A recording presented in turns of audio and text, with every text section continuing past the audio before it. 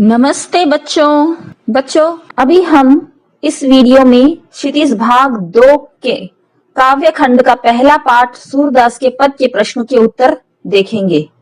आप लोगों को सूरदास के पद तो अच्छी तरह से समझ में आ ही गए होंगे, लेकिन इसके पहले आप लोगों ने सब्सक्राइब नहीं किया होगा तो जल्दी से सब्सक्राइब कीजिए और बेल आइकन पर क्लिक कीजिए ताकि आगे की वीडियोस भी आपको मिलते रहेंगे। तो देखते हैं पहले प्रश्न का उत्तर। पहला प्रश्न है, गोपियों द्वारा उद्धव को भाग्यवान कहने में निहित व्यंग को स्पष्ट कीजिए। इसका उत्तर हम इस तरह से लिख सकते हैं कि गोपियों द्वारा उद्धव को व्यंग में भाग्यवान कहा गया है। गोपियां उद्धव को भाग्यवान कहकर प्रशंसा करती हुई प्रतीत होती है, परंतु वास्तव में वे उन्हें भाग्यहीन कह रही है। इसका कारण यह है कि उद्धव श्री कृष्ण के सानिध्य में रहकर भी उनके असीम प्रेम से वंचित है। वे प्रेम सागर में रहकर भी प्रेम के बंधन में न तो बंध पाए और न प्रेम की गहराई से परिचित ही हो पाए। यह स्थिति उद्धव के लिए वास्तव में दुर्भाग्यपूर्ण ही कही जाएगी। अब दूसरा प्रश्न है, उद्धव के व्यवहार की तुलना किस किस से की गई है। इसका उत्तर इस तरह से लिख सकते हैं कि गोपियों ने उद्धव के व्यवहार की तुलना कमल के पत्ते से की है, जो नदी के जल में रहते हुए भी जल के ऊपरी सतह पर ही रहता है, अर्थात जल का प्रभाव उस पर नहीं पड़ता। श्री कृष्ण का सानिध्य पाकर भी वह श्री कृष्ण के प्रभाव से मुक्त है। वह जल के मध्य रखे तेल के गागर यानी मटके की भांति है, जिस पर जल की एक बूंद भी टिक नहीं पाती। उद्धव पर श्री कृष्ण का प्रेम अपना प्रभाव नहीं छोड़ पाया है, जो ज्ञानियों की तरह व्यवहार कर रहे हैं। प्रश्न तीसरा है, गोपियों ने किन किन उदाहरणों के माध्यम से उद्धव को उल्हाने दिए हैं। इसका उत्तर इस तरह से लिख सकते हैं, गोपियों ने कमल के पत्ते, तेल की मटकी और प्रेम की नदी के उदाहरणों के माध्यम से उद्धव को उल्हाने दिए हैं। उनका कहना है कि वे कृष्ण के साथ रहते हुए भी प्रेम रूपी नदी में उतर नहीं पाए हैं, अर्थात साक्षात प्रेम स्वरूप श्री कृष्ण के पास रहकर भी वे उनके प्रेम से वंचित हैं। चौथा प्रश्न, उद्धव द्वारा दिए गए योग के संदेश ने गोपियों की विरहाग्नि में घी का काम कैसे किया। इसका उत्तर इस तरह से लिख सकते हैं, गोपियां कृष्ण के आगमन की आशा में दिन गिनती जा रही थी। वे अपने तन मन की व्यथा को चुपचाप सहती हुई कृष्ण के प्रेम के रस में डूबी हुई थी। कृष्ण को आना था, परंतु उन्होंने आने के बजाय क्या किया, योग का संदेश देने के लिए उद्धव को भेज दिया। विरह की अग्नि में जलती हुई गोपियां को जब उद्धव ने कृष्ण को भूल जाने और योग साधना करने का उपदेश देना प्रारंभ किया, तब गोपियों की विरह वेदना और भी बढ़ गई। इस प्रकार उद्धव द्वारा दिए गए योग के संदेश ने गोपियों की विरह अग्नि में घी डालने का काम किया। अब प्रश्न पांचवा, मर्यादा न लही के माध्यम से कौन कौन सी मर्यादा न रहने की बात की जा रही है। इस प्रश्न का उत्तर इस तरह से लिख सकते हैं, मर्यादा न लही के माध्यम से प्रेम की मर्यादा न रहने की बात की जा रही है। कृष्ण के मथुरा चले जाने पर गोपियां उनके वियोग में जल रही थी। कृष्ण के आने पर ही उनकी विरह वेदना मिट सकती थी, परंतु कृष्ण ने स्वयं न आकर उद्धव को यह संदेश देकर भेज दिया कि गोपियां कृष्ण का प्रेम भूलकर योग साधना में लग जाए। प्रेम के बदले प्रेम का प्रतिदान ही प्रेम की मर्यादा है, लेकिन कृष्ण ने गोपियों की प्रेम रस के उत्तर में योग की शुष्क धारा भेज दी। इस प्रकार कृष्ण ने प्रेम की मर्यादा नहीं रखी। वापस लौटने का वचन देकर भी वे गोपियों से मिलने नहीं आए। प्रश्न छठा, कृष्ण के प्रति अपने अनन्य प्रेम को गोपियों ने किस प्रकार अभिव्यक्त किया है। इसका उत्तर इस तरह से लिख सकते हैं कि गोपियों ने कृष्ण के प्रति अपने अनन्य प्रेम को हारिल पक्षी के उदाहरण के माध्यम से अभिव्यक्त किया है। वे अपनों को हारिल पक्षी व श्री कृष्ण को लकड़ी की भांति बताया है। जिस प्रकार हारिल पक्षी सदैव अपने पंजे में कोई लकड़ी अथवा तिनका पकड़े रहता है, उसे किसी भी दशा में नहीं छोड़ता, उसी प्रकार गोपियों ने भी मन, कर्म और वचन से कृष्ण को अपने हृदय में मजबूती से दृढ़ता पूर्वक बसा लिया है। वे जागते, सोते, स्वप्नावस्था में दिन रात कृष्ण कृष्ण की ही माला जपती रहती हैं। साथ ही गोपियों ने अपनी तुलना उन चींटियों के साथ की है जो गुड़ अर्थात श्री कृष्ण, गुड़ का मतलब यहाँ पे श्री कृष्ण भक्ति बताया है, पर गुड़ पर आसक्त होकर उससे चिपट जाती है और फिर स्वयं को छुड़ा न पाने के कारण वहीं पर प्राण त्याग दे देती है, क्योंकि चींटियां गुड़ में चिपक जाती है और उससे वो छूट नहीं पाती है और वहीं पे ही अपने प्राण त्याग देती है। अब हम प्रश्न 7वां पढ़ेंगे। गोपियों ने उद्धव से योग की शिक्षा कैसे लोगों को देने की बात कही है? इसका उत्तर इस तरह से लिख सकते हैं, गोपियों ने उद्धव से योग की शिक्षा ऐसे लोगों को देने की बात कही है जिनका मन चंचल है या फिर इधर उधर भटकता रहता है, जिनमें एकाग्रता का अभाव है। उद्धव अपने योग के संदेश में मन की एकाग्रता का उपदेश देते हैं, परंतु गोपियों का मन तो कृष्ण के अनन्य प्रेम में पहले से ही एकाग्र है। इस प्रकार योग साधना का उपदेश उनके लिए निरर्थक है। योग की आवश्यकता तो उन्हें है जिनका मन स्थिर नहीं हो पाता, इसलिए गोपियां चंचल मन वाले लोगों को योग का उपदेश देने की बात कहती है। प्रश्न 8वां, प्रस्तुत पदों के आधार पर गोपियों का योग साधना के प्रति दृष्टिकोण स्पष्ट करें। प्रस्तुत पदों में योग साधना के ज्ञान का निरर्थक अर्थ बताया गया है। यह ज्ञान गोपियों के अनुसार अव्यवहारिक और अनुपयुक्त है। उनके अनुसार यह ज्ञान उनके लिए कड़वी ककड़ी के समान है, जिसे निगलना बड़ा ही मुश्किल है। सूरदास जी गोपियों के माध्यम से आगे कहते हैं कि ये एक बीमारी है, वो भी ऐसा रोग जिसके बारे में तो उन्हें पहले कभी न सुना है और न देखा है, इसलिए उन्हें इस ज्ञान की आवश्यकता नहीं है। उन्हें योग का आश्रय तभी लेना पड़ेगा जब उनका चित्त एकाग्र नहीं होगा, परंतु कृष्णमय होकर यह योग शिक्षा तो उनके लिए अनुपयोगी है।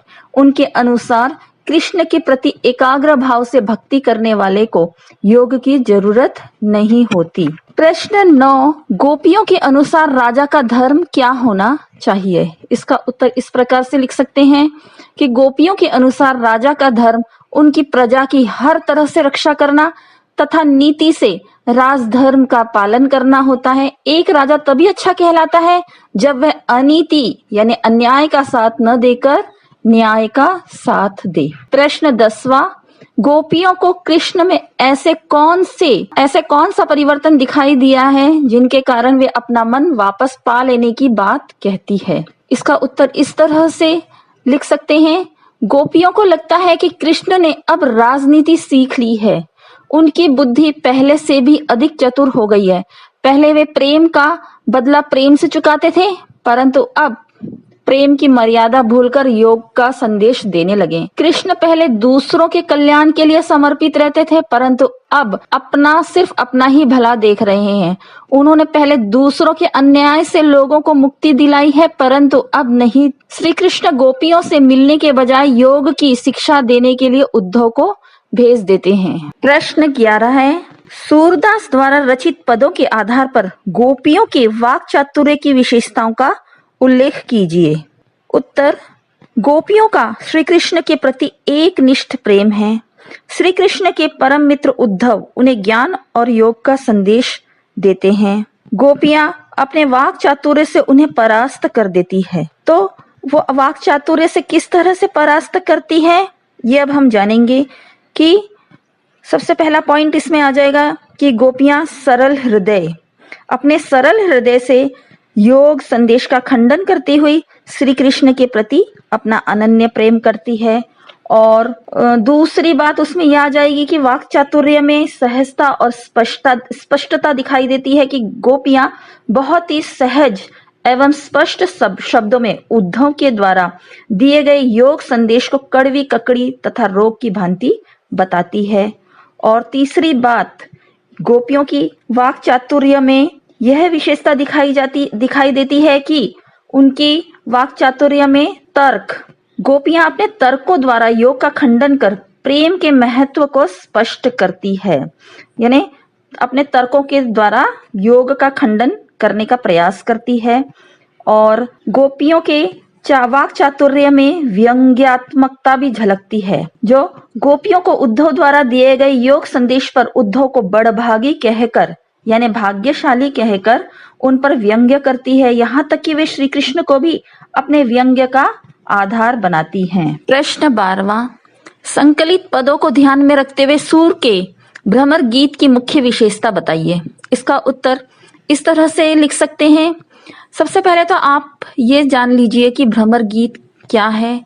जो सूरदास ने 3 ग्रंथों की रचना की है, उसमें से ये सूर सारावली जो है, सूर सारावली में भ्रमर गीत में से ये 4 पद लिए गए हैं, इसीलिए कहा गया है कि भ्रमर गीत की मुख्य विशेषता बताइए। तो ये 4 पद भ्रमर गीत में से लिए गए हैं। तो भ्रमर गीत की मुख्य विशेषता सबसे पहले तो भाव पक्ष होगी, क्योंकि इसमें भ्रमर गीत एक भाव प्रधान गीति काव्य है। इसमें उदात्त भावनाओं का मनोवैज्ञानिक चित्रण हुआ है। भ्रमर गीत में गोपियों ने भौरे यानी उद्धव को माध्यम बनाकर ज्ञान पर भक्ति की श्रेष्ठता का प्रतिपादन किया है। दूसरा पक्ष होगा कला पक्ष। भ्रमर गीत की कला पक्ष अत्यंत सशक्त, प्रभावशाली और रमणीय है। इस गीत में भ्रमर गीत में कला पक्ष को बहुत ही अच्छी तरह से उजागर किया है। और तीसरा होगा भाषा शैली, क्योंकि इसकी भाषा शैली जो है वो साहित्यिक है और ब्रज भाषा का प्रयोग हुआ है। और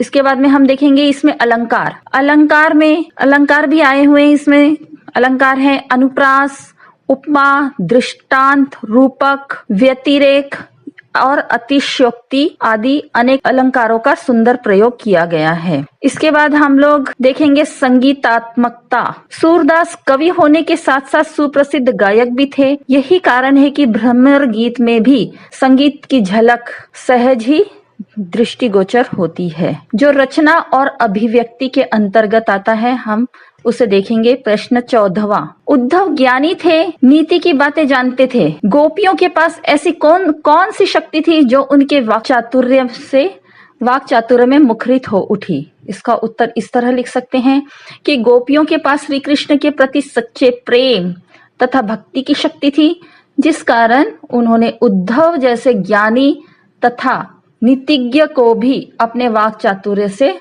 परास्त कर दिया। अगला प्रश्न है, गोपियों ने यह क्यों कहा कि हरि अब राजनीति पढ़ आए हैं?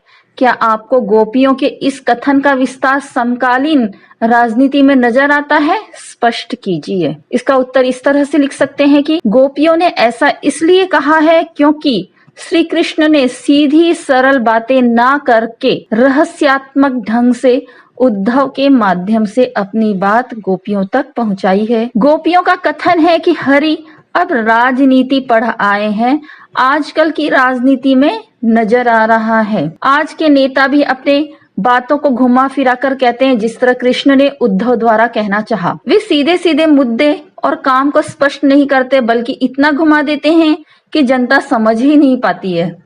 और दूसरी तरफ यहाँ गोपियों ने राजनीति शब्द को व्यंग के रूप में कहा है। आज के समय में भी राजनीति शब्द का अर्थ व्यंग के रूप में लिया जाता है। अब हम कुछ महत्वपूर्ण प्रश्न देखेंगे। पहला प्रश्न है, गोपियों ने कृष्ण के प्रति अपने प्रेम भाव की गहनता को किस प्रकार प्रकट किया है? ये 2010 में पूछा गया प्रश्न है। प्रश्न दूसरा है, गोपियों को कृष्ण में ऐसे कौन से परिवर्तन दिखाई दिए हैं जिनके कारण वे अपना मन वापस पा लेने की बात कहते हैं? ये 2012 में पूछा गया प्रश्न है। दूसरों को नीति की सीख देने वाले कृष्ण स्वयं अनीति का आचरण करने लगे, ऐसा गोपियों ने क्यों कहा है? इस प्रश्न को भी 2012 में पूछा गया है। प्रश्न चौथा, उद्धव के व्यवहार की तुलना किस किस से की गई है? यह प्रश्न 2013 में पूछा गया है। अब अंतिम और एकदम इम्पोर्टेंट, बहुत ही महत्वपूर्ण प्रश्न है ये। सूरदास द्वारा रचित तथा आपके द्वारा पठित पदों की भाषा तथा सूरदास की प्रमुख रचना के नाम लिखकर उनकी एक एक विशेषता बताइए। ये 2016 में पूछा गया है। बच्चों, ये बहुत ही महत्वपूर्ण वेरी इंपॉर्टेंट प्रश्न है। तो बच्चों, आपको सूर के पद के प्रश्नों के उत्तर समझ में आ गए होंगे और मैंने कुछ महत्वपूर्ण प्रश्न भी आपको बताए हैं जिन्हें आप अच्छी तरह से उसका अभ्यास कर लीजिएगा, और जिन्हें नहीं समझ में आया होगा वो कमेंट में अपने प्रश्न पूछ सकते हैं। जिन्हें सूरदास के पदों की व्याख्या देखनी होगी वो नीचे दिए गए डिस्क्रिप्शन के लिंक पर जाकर देख सकते हैं। धन्यवाद।